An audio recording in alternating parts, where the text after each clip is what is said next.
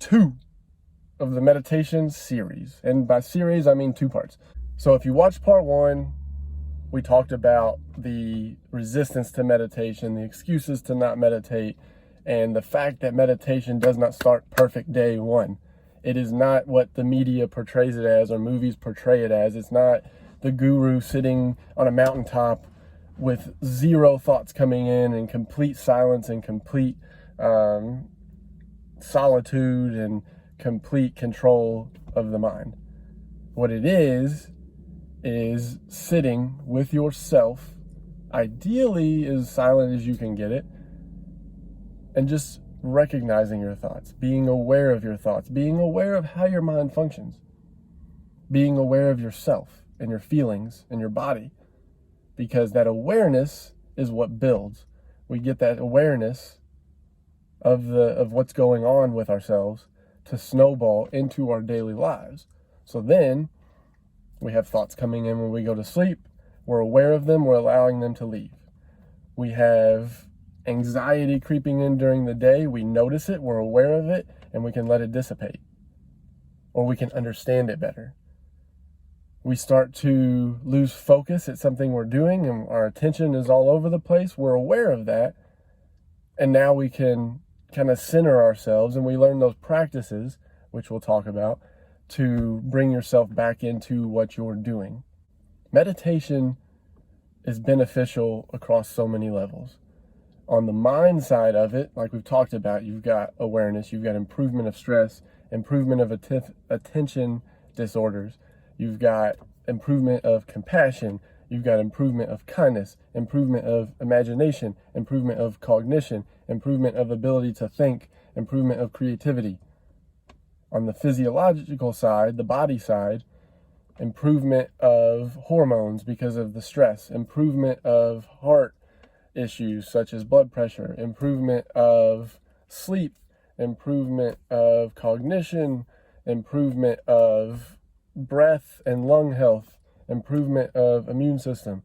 Like, these things have been proven to be better and improved from meditative practice, right? So there's no reason not to do it. It takes 5 minutes, maybe 30 minutes if you want to, really extend that practice, but 5-10 minutes a day, and you can do it anywhere. It takes no objects, no needs of any type. You can sit outside, sit in your car. This is where I meditate a lot. You can set up a place at home, a room, a closet, a bathroom, whatever it may be.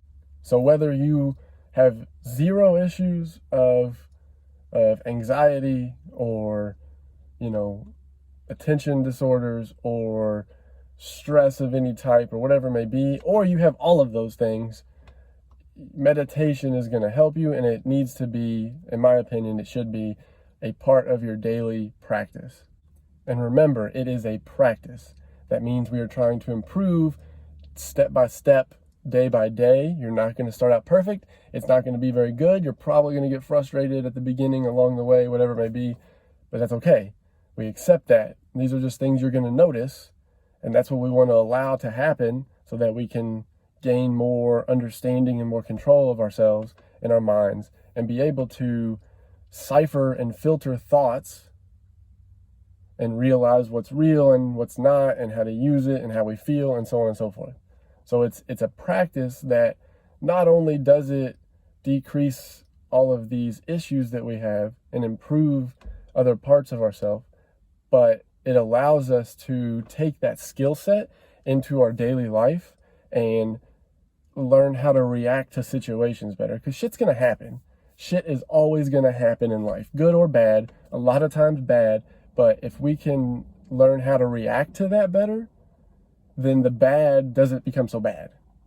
So what does meditation look like? Here's the deal. You need, like I said, 5 to 10 minutes. I'd start with probably 5. If you don't have as many issues, or you've kind of done it before, maybe 10. But we're looking at 5 to 10 minutes in an area where you are not distracted by external forces, such as other people are going to walk in on you, TV, computer, phone, etc., etc. We want it to be as close to silent as possible. If you're outside, obviously you can't turn off the birds. and the cars and the sound. But what we want to do is turn off the TV in the background or the music in the background or the car. If you're sitting in a car, turn your car off, whatever it may be. We want it to be as close to silent as possible. Once you're ready to start, there's a couple ways you can do the timing of it. There's a couple apps you can get that will time for you. One that I use is Insight Timer. So you can just download it at your app store. You can set a timer for however long you want, and it uses a gong sound, and you can change that to start and to finish the session. So it just gives you a frame to work in. I wouldn't use a phone alarm. It's just a little too aggressive, and it kind of takes you out of that zone. But something more subtle you could use, anything of a timer, just to allow yourself to have a definitive ending point. Once you've got your timer set, you just want to sit in a comfortable position. You can do it in a chair, on the floor, whatever it may be. I don't recommend starting off laying down because a lot of people fall asleep, myself included. So sitting up in an upright position, not slouching, will allow you to just be in a better state to stay in the meditation. Once you're situated and comfortable, we're just going to close the eyes. I always like to start my meditation with a few breaths. All right, so I want to inhale through my nose, as much air as I can get in, through the belly, into the chest, all of that.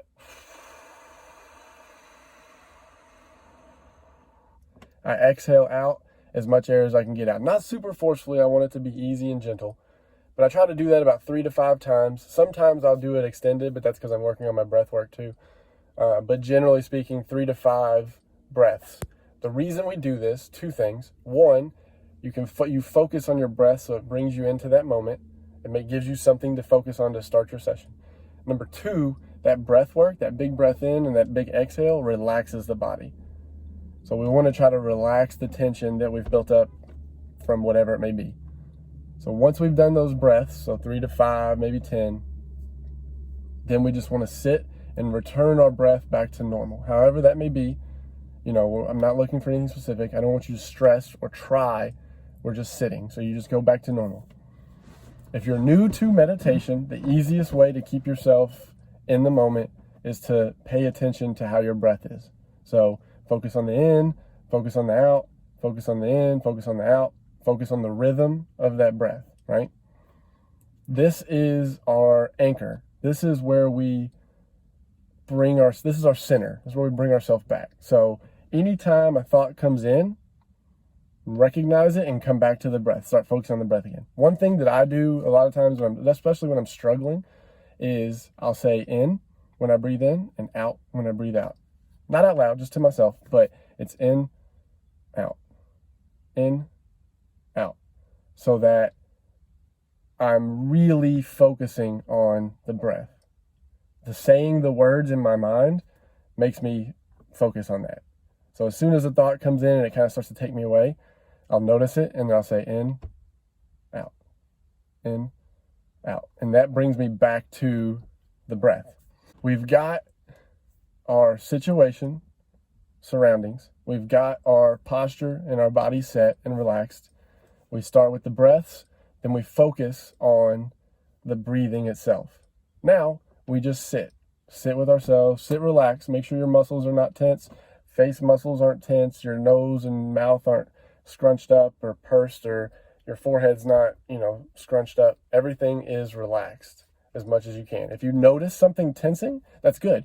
We notice our body reacting, and then you just breathe through that and allow that to relax, right? So that's noticing those moment-to-moment changes in our body as well as our mind. As you're sitting throughout this 5 or 10 minutes, eyes closed, everything relaxed, we're focusing on the breath, thoughts are going to come in. And as you start, probably more thoughts than not. So we want to notice and recognize those thoughts and then try to let them go. What a normal spiral of thoughts would look like would be something like this. And this is what probably most of you will encounter. Man, I need to do laundry. Oh shit. How many loads is that going to be? Probably 3 or 4. I could condense it to 2. What am I going to do while I'm doing laundry? I could probably clean the kitchen. I haven't done dishes in like a week. I wonder what's for dinner. Should I do tacos? Yeah, I'm gonna do tacos. No, I had tacos on Tuesday. Burritos. Yeah, that's different. Is 2 Mexican 2 nights in a row too much? Probably not. What am I gonna do tomorrow? Oh shit. I got like 5 clients tomorrow. Oh, I really don't want to train such and such. Nah, it'll be alright. You can do it. It's only 30 minutes. I really enjoy training them, actually. Remember that one time? That's funny. I gotta get a workout in tomorrow. Oh my god. What time am I gonna do that? I could do it in the morning. No, I'll sleep in. Ooh, I'm gonna do it in the afternoon. Remember when I used to be strong? I used to deadlift a lot. Wow, what happened to me? God, I'm old. So that's a general spiral. One thought leads to more, leads to more, leads to more, and we get entrapped in that snowball, and then we're completely down the road 5 minutes later, nothing different.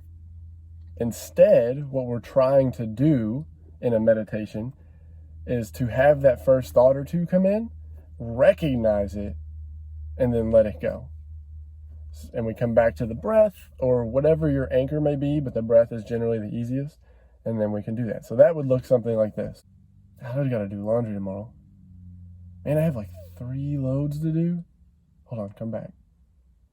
In, out, in, out.